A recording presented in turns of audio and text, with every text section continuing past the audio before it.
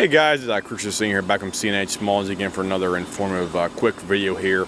This will be a preliminary video here. We had a guy drop off his Husqvarna all-wheel drive lawnmower here today, and he was having problems that he claimed the machine would not drive. And the machine's about 2 years old here, and he wants to take a look at it for him because he could not get the thing to function in his yard trying to cut the grass. And apparently the owner never did any kind of maintenance whatsoever to the machine here, and because of that I believe that was a contributing factor to why the actual machine was not functioning for the actual drive unit. We had to disassemble the actual deck assembly underneath here, and the entire deck assembly was completely packed with tons of grass.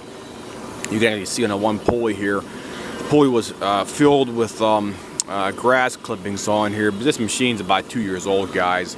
It has a tag on the engine here for the model year. It's a 2000. Let me get this thing out here. 2016 Briggs & Stratton engine on here, and I'll give you a shot of the actual tag right here for the deck. Right here is a LC. Let me see if I can get a better picture. Sorry about that. LC 221A right there for the Husqvarna 221A. This one is the one that has the all-wheel drive on it. It has double the transmissions, which means that double the headaches. So you have one transmission in the front, you have one transmission in the back as well too, and you have one big belt right here for the entire drive unit right here as well too.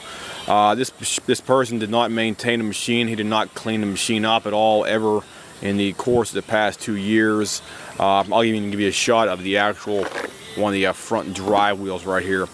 The drive wheel is completely impacted on here with grass clippings on here. This machine has never been maintained. It looks like he used the machine to cut wet grass out there, because this is typically what we see over here with machines that have grass constantly being cut when it's wet out here, because you should always cut your yard whenever it's I say dry in the afternoon. I'd say preferably in the late afternoon, because if you cut in the morning, you got a lot of dew and water in the yard out there. All that grass gets stuck up underneath your deck on here. So I personally recommend cutting your yard always whenever it's dry out there. Don't cut in the morning or in the slight afternoon. Always cut it in the afternoon, late afternoon, when it's absolutely dry, because this will prevent a lot of headaches down the road right here for that. We had to take out all the brackets on the deck assembly underneath here. I'll show you that here as well too. I'll give you another shot of the actual wheel down here. This is the front wheel again as well too, guys. This thing is absolutely a nightmare. This thing's filled with grass. You can just see right, it's just completely clogged up right here, guys. In order to get the thing apart on here, you got about 4 coverings on here. You got one primary covering right here for your front all-wheel drive unit right here. There's your front all-wheel drive unit covering that goes on the top of the deck. Put that to the side. And you have a secondary cover right here. This one right here. This covering right here goes in front of the lower portion of the deck, just like that right there. You gotta get that thing out of the way. And you have 2 more coverings here as well too. You got one right here. This goes in the rear portion of the deck right here. You have this one right here goes. It's a baffle plate system right here. Goes in the back of the drive back. Or I should say not in the back of the drive. I mean the actual bagger assembly in the back here for that. So you put that in the back of the bagger unit right there as well too. Then you have one more primary baffle system right here. This thing is completely effed up right here. You never clean this thing out. I gotta completely clean up all these parts right here. This one goes underneath here. I can't hold it too good because I got 1 and 2 hands here, so I apologize for that. But you get the idea. You got to put the secondary one right there, and this thing goes up underneath the baffle system underneath there. I can't put it in it right. Sorry about it, but you get the idea.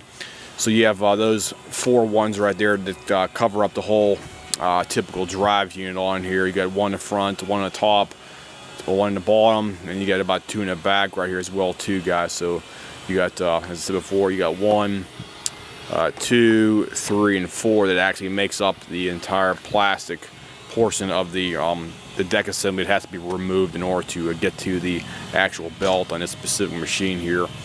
What we want to say here, anytime you do this kind of job right here, you're looking at probably at least 1 to 2 hours from start to finish. I say that because anytime you take it apart like this, you always want to clean the entire deck up underneath here before you put it back together. I say that because you want to give it back to the customer when it's completely cleaned up, because you don't want to leave any kind of excessive grass clippings underneath there, because if you leave anything underneath there, it's going to it's going to have another tendency to clog up all over again in a short amount of time. So always tell people out there to cut their grass whenever it's dry, and always put your machine back together whenever it's actually thoroughly cleaned out after you get done doing this kind of job. But this is, I said before, about an hour to 2 hours job, depending on how fast you want to actually get it done right here for that. So I'll make a I want to call final video for this machine here after we get the parts order for this machine, because I got to go ahead and order the parts from Husqvarna here this upcoming week, so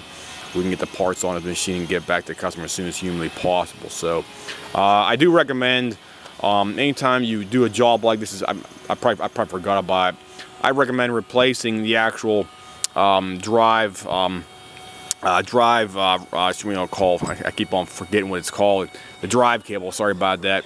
Replace the drive cable and these things as well too, guys, because I do that all the time on like the Sears or the MTD or Toro machines out there, because they do wear over time and they do stretch. So replace the cable and the belt at the same time anytime you're doing a job like this, because we had a job about 8 or 9 years ago where I only replaced the belt one time, and it came back and bit me in the ass. I don't like saying that, but that does happen occasionally. It's on a rarity though.